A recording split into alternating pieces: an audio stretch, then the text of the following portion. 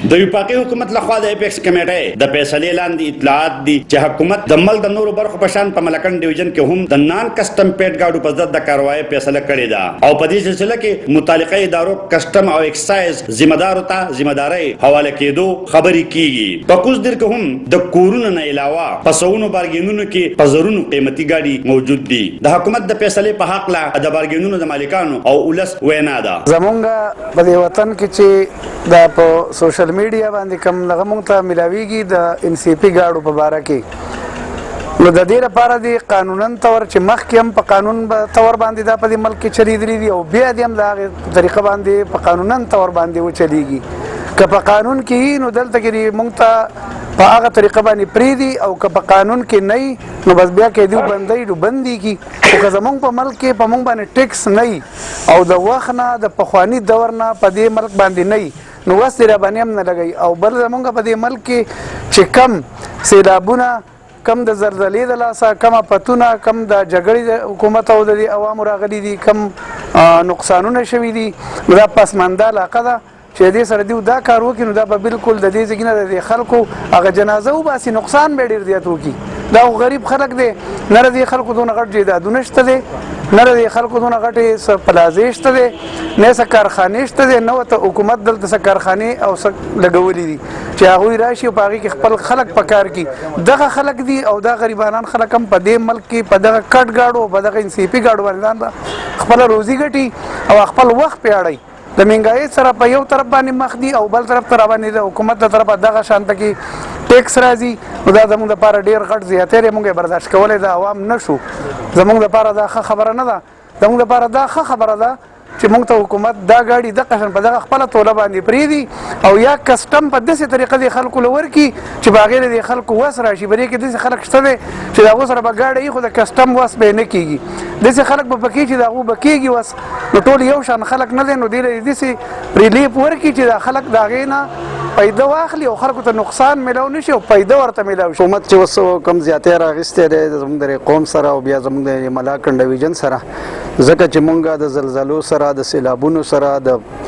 طالبانو سره د اپریشنو سره د دې هر سره مخامخ شوي یو مونږ ډېر خلک ډېر په غربت کې یو او د علاقه غریبه ده په دې کې څه کارخانې شی نشته نه بس داسې غټې ځمکې شته چې یار په هغې کې زمونږ هغه خرچې او هغه دې پوره کړي که نه زمونږ سره په دې علاقه کې سوزکي دي پیکپې دي پلینکو چې دي ان سی پي په هغې باندې دا خلک مطلب دی چې ځان له ماښام سیر وړه بچو له پیدا کوي او ټول په دې روزګار دي نن زما سره دا نیو خیبر بارګین چې کوم دی په دې کې به زما سره کم از کم 40-50 کسان په روزګار د دې ان سی پي ګاډي په وجه باندې که دا ان سی پي ګاډي اخوا شو نو دلته مطلب دا چې په 10 لکه روپۍ ګاډی دی نو چې نمبري هغه بیا په 40 لکه روپۍ ګاډی نو بیا په یو ګاډي باندې دلته چا ګزاره نه کېږي چې د هغه پې د کور چوله وچلیږي مونږ دې کسټم ته دې ټیکسونو ته هېڅ قسم تیار نه یو زمونږ چې کله د پاکستان سره شاملېدو زموږ معاهدې شوي دي او د هغې معاهدې په تحت د زموږ سره حکومت لاړ شي زموږ سره د حکومت زیاتې نه کوي مونږ خلک په خودکشیانو باندې مجبوره شوی دی خلک مطلب د ډېر په غربت کې دی ډېر په دغه کې دی نو مونږ دغې ته تیار نه یو مونږ د په احتجاجونو او په دې روبلاکونو په دې قصو پیسو باندې مونږ نه مجبوره کوي او که پرس که مونږ یې مجبوره کړو نو مونږ قوم به راوځو او د دې خلاف په مطلب دی چې مخې ته خپل احتجاج او دغه به کوو او په دې روډونو کې به ناست شو په دې نان کسټم ګاډو باندې کسټم دا مسله روانه کړې ده نو دا د عوامو سره زیاتی دی الریډي د دې نه مخکې زموږ د علاقه ډېره پسمانده ده مهنګایي ده او خلک په روزګار پورې اریان دی نو برای مهرباني زموږ د خپل وس ته دي کم چې وس چارواکي دي هغو ته هم دا درخواست دی چې د دې مسلې نه دې قلار شي او دلته مهنګایي ده مونږ خلک په دې نان کسټم ګاډو باندې دلته خپله غریبي خپل روزګار کوو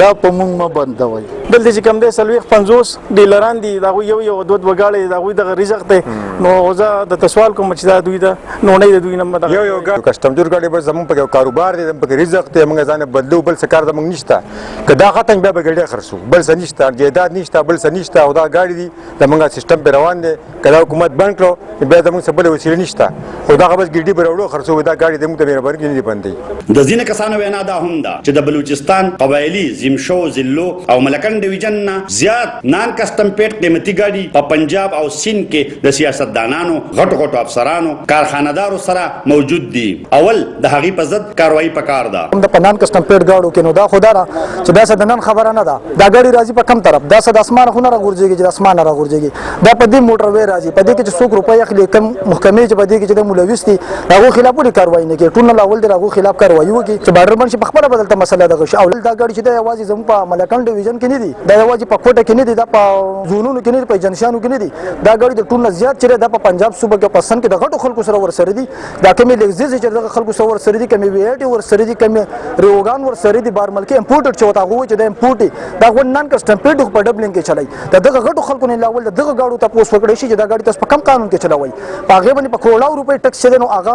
جمع کېږي شي. خو دا غي د حکومت په صحیح طریقه باندې کاروایی وکړي. د ملکان ډیویژن ټیکس او کسٹم چوټ 13 کال د جون د میاشتې ختمېدو سره ختم شوی. یو کال نور ورکړی شوی دی چې ختم شي سبا کیږي هیڅ معلومه نه ده. د نان کسٹم پیټ ګاډو په حواله باندې د اپیکس کمیټې د فیصلې نه وروسته په ملکان ډیویژن او خصوصي توګه په دیر کې د ولس د تشویش سره مخ کړی دی چې دلته په زرونو موجود نان کسٹم پیټ ګاډو مستقبل به صحیح. محمد اسرار، خیبر نیوز، چکدره،